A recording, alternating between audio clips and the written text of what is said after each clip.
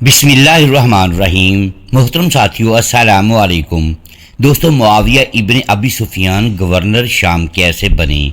اور آپ کا خاندانی پس منظر کیا تھا، اور آپ کی اولاد، آپ کی نسل آپ کے کس بیٹے سے چلی، اور حضرت عثمان غنی رضی اللہ تعالی عنہ، حضرت علی کرم اللہ وجہ الکریم کی شہادت میں معاویہ ابن ابی سفیان کا کیا کردار تھا، اور اس کے علاوہ دیگر بہت سے صحابہ کرام اور شیعان علی کی شہادت میں معاویہ ابن ابی سفیان کو مورود الزام ٹھہرایا جاتا ہے۔ اس کے پیچھے کیا حقائق ہیں، اور معاویہ ابن ابی سفیان کی نسل دنیا کے کون سے خطے میں آباد ہے، اور دنیا ان کو کس نام سے جانتی ہے؟ محترم ساتھیوں، معاویہ ابن ابی سفیان کا خاندان نبی کریم صلی اللہ علیہ وآلہ وسلم کے خاندان سے بہت گہرا تعلق اور رشتہ داری رکھتا تھا۔ اس کے پس منظر میں اگر دیکھا جائے تو نبی صلی اللہ علیہ وآلہ وسلم کا خاندان بنو ہاشم اور معاویہ ابن ابی سفیان کا خاندان بنو امیہ دونوں ہی عبد مناف کی اولاد میں سے تھے۔ عبد مناف کی اولاد میں بنو ہاشم اور عبد شمس پیدا ہوئے تھے، اور عبد شمس کی اولاد میں امیہ پیدا ہوئے، اور امیہ کی اولاد میں حرب اور ابو العاص پیدا ہوئے۔ حرب کی اولاد میں ابو سفیان پیدا ہوئے، جن کے بیٹے معاویہ ابن ابی سفیان تھے، اور پھر معاویہ سے یزید پیدا ہوا، جو کہ واقعہ کربلا میں ایک نہایت ظالم اور شفاق حکمران کے طور پر سامنے آیا۔ ایسے ہی بنو امیہ کے چچا بنو ہاشم سے نبی کریم صلی اللہ علیہ وآلہ وسلم پیدا ہوئے، اور نبی کریم صلی اللہ علیہ وآلہ وسلم کی پیدائش سے پہلے بھی بنو امیہ اور بنو ہاشم ایک دوسرے کے ساتھ دست و گریباں اور خانہ جنگیوں میں مصروف نظر آتے تھے۔ روایت میں آتا ہے کہ عبد مناف کے دو بیٹے ہاشم اور عبد شمس جب پیدا ہوئے تو یہ دونوں جڑواں بچے تھے، جن کے کچھ جسمانی اعضاء آپس میں جڑے ہوئے تھے۔ محترم ساتھیوں، اس موقع پر عبد مناف نے تلوار یا تیز دار خنجر کی مدد سے ان دونوں بچوں کے ان جڑے ہوئے اعضاء کو علیحدہ علیحدہ کیا، جس سے خون کا فوارہ پھوٹ پڑا۔ اس صورتحال کو دیکھ کر نجومیوں اور کاہنوں کی ایک جماعت نے یہ کہنا شروع کر دیا کہ چونکہ ان دونوں کی پیدائش ہی خون کے بہاؤ سے شروع ہوئی ہے، اور خون بھی کسی اور کا نہیں بلکہ ان دونوں بھائیوں کا اپنا خون بہا ہے، چنانچہ ان دونوں کی آنے والی نسلیں بھی ہمیشہ ایک دوسرے کے ساتھ دست و گریبان ہی رہیں گی۔ اور ان کاہنوں اور نجومیوں کی یہ پیشگوئی سچ بھی ثابت ہوئی۔ ان دونوں خاندانوں کی پہلی خانہ جنگی خانہ کعبہ کی تولیت کو لے کر ہوئی۔ محترم ساتھیوں، بنو ہاشم جس سے نبی کریم صلی اللہ علیہ وآلہ وسلم پیدا ہوئے، ان کو اللہ تبارک و تعالیٰ نے بزرگی اور دین کی روحانیت عطا فرمائی تھی، جبکہ بنو امیہ نسبتاً مشتعل اور عسکری صلاحیتوں سے مالا مال تھے۔ یہ نہیں کہ بنو ہاشم میں شجاعت اور بہادری کی کمی تھی، بلکہ بنو ہاشم کا شجاعت میں اور بہادری میں کوئی ثانی نہیں تھا، لیکن بنو ہاشم اشتعال پسندی یا جنگجو طبیعت نہیں رکھتے تھے۔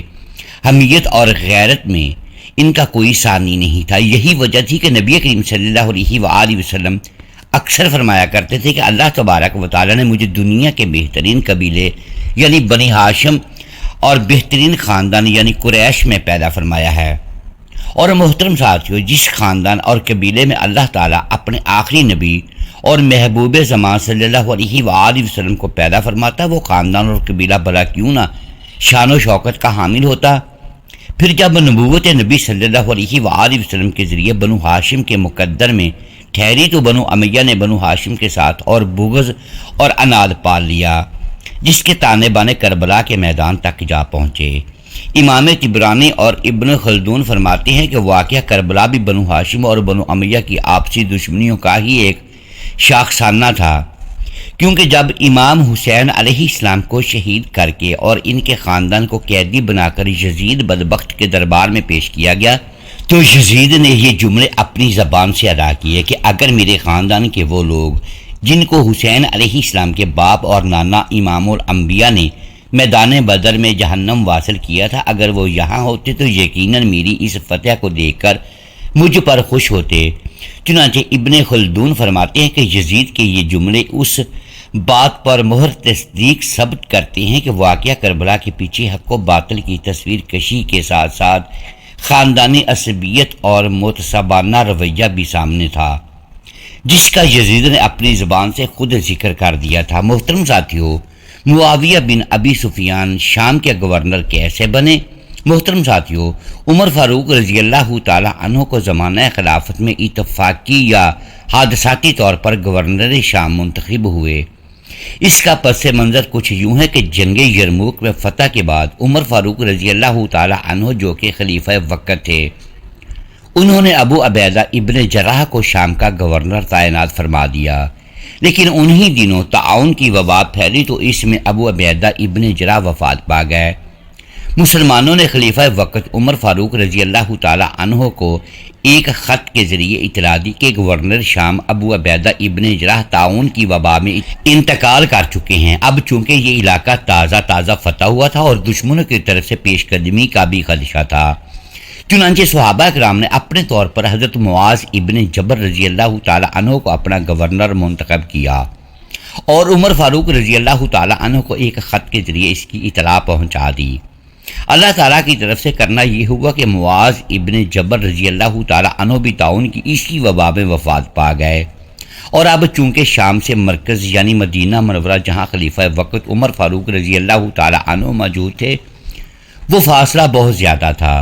چنانچہ مسلمانوں نے پھر سے اپنے طور پر صلاح مشورہ کر کے اپنے لیے ایک نئے گورنر یزید بن ابو سفیان رضی اللہ تعالی عنہ کو اپنا گورنر نامزد کر دیا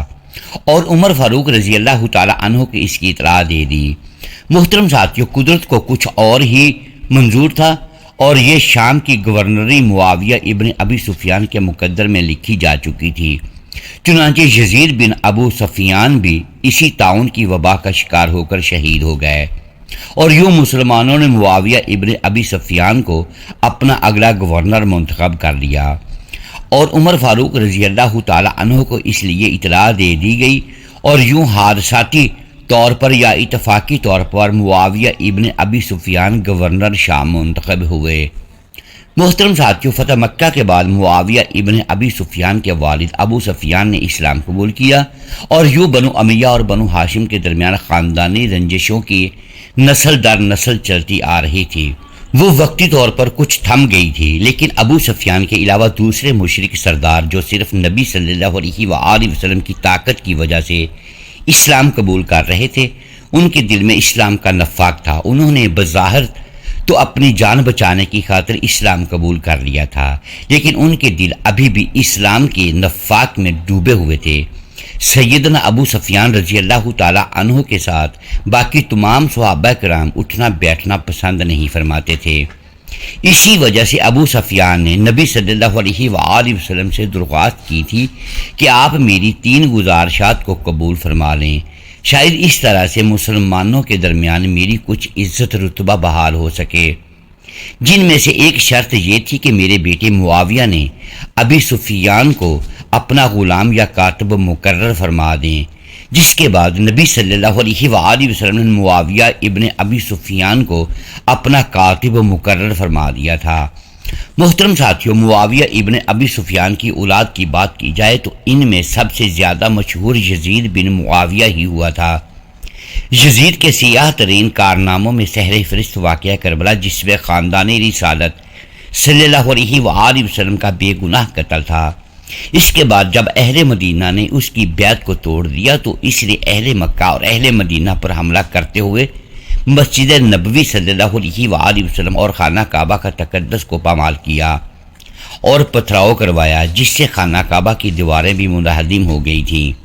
اور مکہ مکرمہ اور مدینہ منورہ میں صحابیہ خواتین کو زنا بالجبر کا نشانہ بنایا۔ یزید کے بعد اس کے بیٹے معاویہ بن یزید نے تخت خلافت کو سنبھالا، لیکن وہ اپنے باپ کے برعکس ایک خدا ترس اور نیک پرہیزگار انسان تھا۔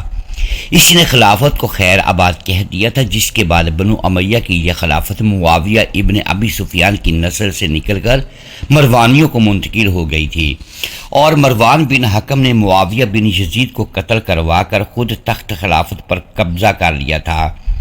محترم ساتھیوں، معاویہ ابن ابی سفیان کی اولاد کی بات کی جائے تو یزید کے بعد اس کا بیٹا معاویہ بن یزید، وہ پھر اس کے بعد